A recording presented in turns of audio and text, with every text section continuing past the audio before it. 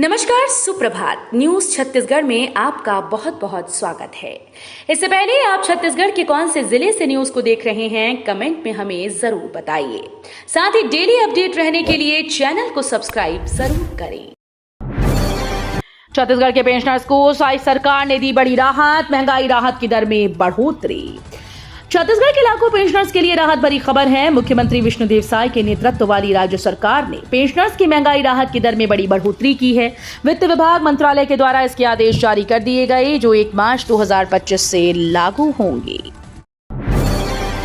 कांग्रेस की संविधान बचाओ यात्रा, जांजगीर चांपा में सचिन पायलट होंगे शामिल। छत्तीसगढ़ में कांग्रेस का संविधान बचाओ अभियान अब 2 बार स्थगित होने के बाद 19 मई को फिर से आयोजित होने जा रहा है। इस अभियान की अगली राज्य स्तरीय रैली अब जांजगीर चांपा में आयोजित होगी, जिसमें अखिल भारतीय कांग्रेस कमेटी के महासचिव और प्रदेश प्रभारी सचिन पायलट भी शामिल होंगे। रैली को लेकर आज 16 मई को एक अहम बैठक बुलाई गई। पीएम आशा योजना के तहत फसल का पंजीयन 22 मई तक। छत्तीसगढ़ के कवर्धा जिले में प्रधानमंत्री अन्नदाता आय संरक्षण अभियान योजना के अंतर्गत किसानों के पंजीयन की अंतिम तिथि में वृद्धि की गई। अब जिले के कृषक 22 मई 2025 तक अपनी फसलों का पंजीयन करवा सकते हैं। खरीफ विपणन वर्ष 2024-25 में अरहर, मूंग, उड़द, मूंगफली, सोयाबीन और रबी विपणन वर्ष 2025-26 में चना, मसूर और सरसों की बुआई करने वाले किसानों का पंजीयन पूर्व निर्धारित तिथि के स्थान पर 8 मई से 22 मई 2025 तक बढ़ा दिया गया है। यात्रीगण कृपया ध्यान दें, अंबिकापुर जबलपुर एक्सप्रेस सहित ये 10 ट्रेन 6 दिन तक रहेंगी रद्द। मध्य प्रदेश के कटनी रेलखंड में प्री एनआई कार्य कराने के कारण चिरमिरी और अंबिकापुर से चलने वाली 10 ट्रेन 1 सप्ताह तक रद्द रहेंगी। इसमें अंबिकापुर जबलपुर अंबिकापुर एक्सप्रेस भी शामिल है। वहीं चिरमिरी से अनूपपुर और रीवा जाने वाली ट्रेन 3 दिन नहीं चलेंगी। इससे कोरिया व एमसीबी जिले के लोगों को 1 सप्ताह तक आवागमन में परेशानियों का सामना करना होगा। सीजी बोर्ड एग्जाम के लिए स्टूडेंट्स को मिलेगा सेकंड चांस। जुलाई में होगी 10वीं 12वीं बोर्ड की दूसरी परीक्षा। छत्तीसगढ़ माध्यमिक शिक्षा मंडल ने 10वीं और 12वीं बोर्ड के छात्रों को सेकंड चांस देने का बड़ा फैसला लिया। अब जो छात्र मार्च 2025 में हुई पहली मुख्य परीक्षा में फेल हो गए थे, परीक्षा में शामिल नहीं हो पाए थे या फिर अपने अंकों में सुधार करना चाहते हैं, वो सभी जुलाई में होने वाली सेकंड मेन एग्जाम में शामिल हो सकते हैं। औद्योगिक विकास नीति में बड़ा बदलाव।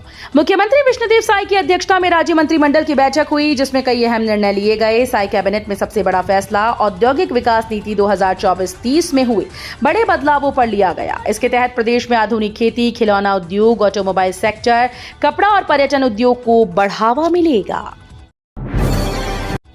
पंडित रविशंकर शुक्ल यूनिवर्सिटी प्रवेश परीक्षा की तारीख बदली, कॉलेजेस में मेरिट पर एडमिशन। छत्तीसगढ़ के पंडित रविशंकर शुक्ल विश्वविद्यालय में शैक्षणिक सत्र 2024-25 के लिए प्रवेश परीक्षाओं की तारीखों में बदलाव किया गया। अब ये परीक्षाएं 8 जून से शुरू होंगी, जबकि पहले इन्हें 22 मई से शुरू किया जाना था। विश्वविद्यालय अध्ययनशाला के विभिन्न कोर्सेज में प्रवेश के लिए आवेदन पहले ही मंगाए जा चुके हैं। नए परीक्षा शेड्यूल के अनुसार अलग अलग तारीखों में परीक्षाएं आयोजित की जाएंगी। दिल्ली एम्स पहुंचे गृह मंत्री अमित शाह। बीजापुर नक्सल ऑपरेशन में घायल जवानों से की मुलाकात। छत्तीसगढ़ के बीजापुर जिले में करेगुट्टा की पहाड़ी पर हाल ही में 21 दिन तक चले सबसे बड़े एंटी नक्सल ऑपरेशन में घायल हुए जवानों से मिलने गुरुवार को केंद्रीय गृह मंत्री अमित शाह दिल्ली एम्स पहुंचे। उन्होंने ऑपरेशन में घायल जवानों की सेहत का हाल जाना और उनके परिजनों से बातचीत कर उन्हें हिम्मत दी।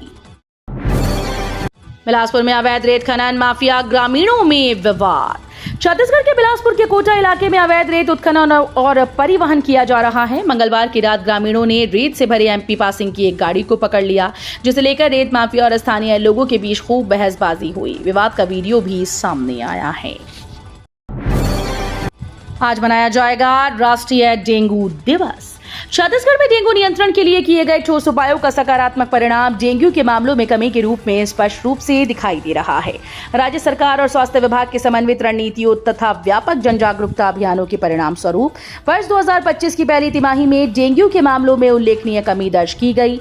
जनवरी से अप्रैल माह के दौरान राज्य में डेंगू के मामले में 65% की गिरावट देखी गई।